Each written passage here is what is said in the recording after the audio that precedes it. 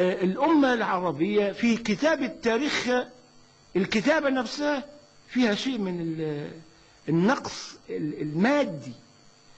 مش ده تاريخ الإسلام، ده تاريخ بعض المناطق الإسلامية. فأين التاريخ الإسلامي كله؟ ثم التاريخ مكتوب غلط. احنا افتتحت مسجد مع عبد الناصر مكتوب فيه مسجد قاهر التتار، بطل القومية العربية قاهر التتار السلطان قطز.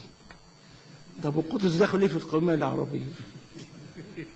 والله وانا كنت افطر على مائدة دبلوماسية في قطر، فقلت والله ده كتر خير الاكراد، وجدنا صلاح الدين واستطاع ان يحرر فلسطين ويقدمها للعرب وهو كردي. قال ايه؟ السفير العراقي. قلت له ايه اللي قلته؟ صلاح الدين. قال مش كردي. صاحب البيت قال لي ما تعمليش مشكلة، خليه كردي، خليه عربي، خليه من قريش، خليه هاشمي يا اخي، خلينا ناكل وما تعمل عاوز نفطر ونطلع. كنت هنعمل مشكلة دبلوماسية على ايه؟ من ده الاكل اهم.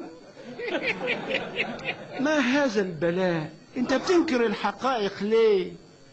صلاح الدين كردي وجاء باسم الإسلام وحرر فلسطين التي خان المسلمون العرب قضيتها. لا تكلمت دمشق ولا تكلمت بغداد ولا تكلمت القاهرة ولا تكلمت المدينة، ولا قدم واحد من حكام هذه البلاد التي ذكرتها شيئا لبيت المقدس يوم دخل الصليبيون فيه وذبحوا 70,000 مسلم. ولو أن